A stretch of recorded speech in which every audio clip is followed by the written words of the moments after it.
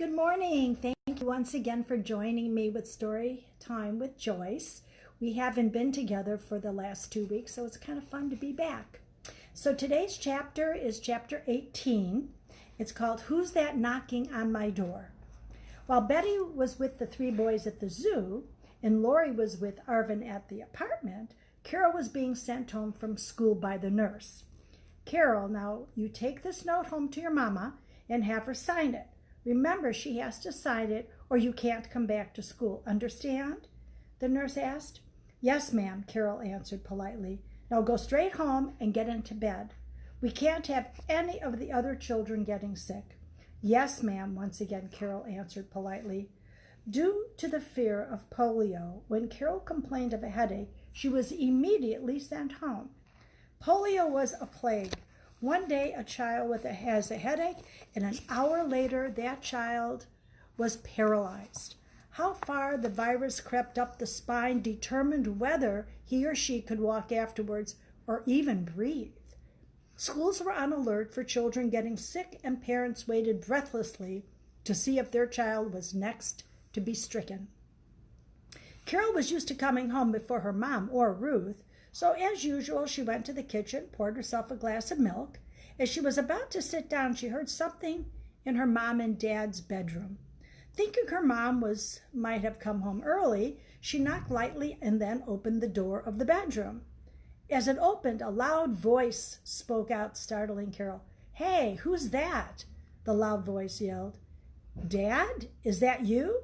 Carol asked, surprised. She quickly noticed he wasn't alone and asked, Who is that lady? Never mind, get out and shut the door, and you better not say anything to your ma about this, or well, you know, Arvin yelled. Carol shut the door, retreated to her room, and plopped herself on the bed.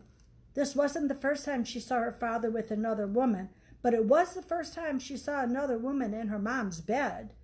She just started to cry and cried and cried until she fell asleep. Carol slept all afternoon. She was unaware of her dad and Lori leaving, or Ruth and her mom even getting home. Ruth found Carol sleeping. While she was shaking her, she said, Carol, get up. Mama's got supper on the table. What's wrong with you anyway? I've been trying to get you up for a long time. I got sick at school and they sent me home, Carol replied, still half asleep. Well, get up and come to the table, Ruth said sharply.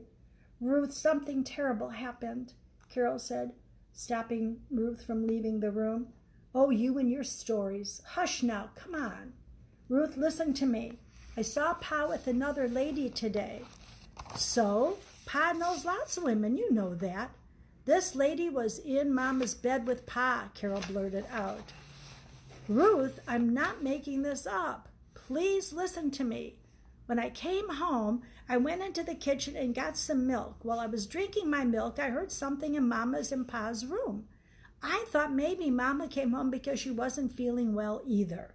But when I opened the door, there was Pa in bed with another lady. For a moment, Ruth stared at Carol in disbelief, then said, No. And Carol replied with, Yes. What did you say?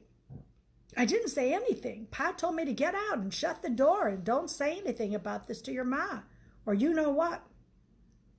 Carol, are you going to tell Mama?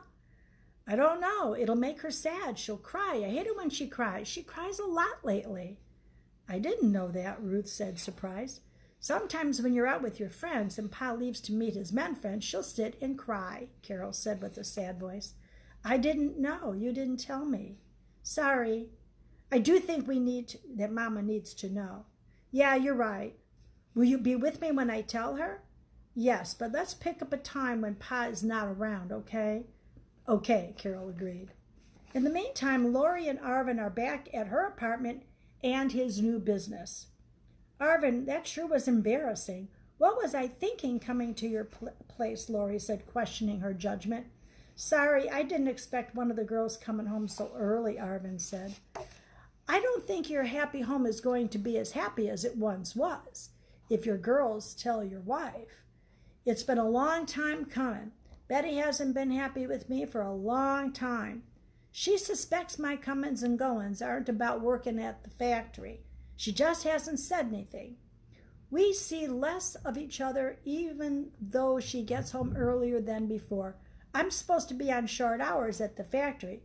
I should be home early, but I don't always go home. Where do you go? You don't come here every day, Lori asked with questioning eyes. Out and about, meet up with the guys, working on deals, you know. I would think you'd have enough to do with this house. Money is really coming in for you since you serve alcohol now. What a smart idea you had. I had built-in customers. Our home brewing turned this house into a gold mine. I knew my customers could go out publicly to get their drink, but here they can have their drink and then some. The girls are really bringing in more than ever. Then Irvin asked, are you sorry that you gave up this biz? No, not even for a moment. I have a place to live, food on my table, a good man in my bed, and freedom. Now let's get back to Betty. What do you think is going to happen with you two? I'll know when I get home, if Carol tells her. Gonna leave now and see what's awaiting for me. Take care. Hope you have a good night, Lori said as she kissed him goodbye. Thanks, I hope so, Arvin replied. And with that, he turned and left. So next week, we will read the second half of this chapter, since it's quite long. And if you'd like to buy Betty, the book I'm reading from, or Ruth, which is the second book, or Carol, that was just released last month, you can go to Amazon.com. All three books are written by Joyce Bennett-Hall, or you can go to my website, JoyceBennett-Hall.com, and all the books are there. Thanks again for watching and joining me with Story Time. See you next week. Have a great week. Bye-bye.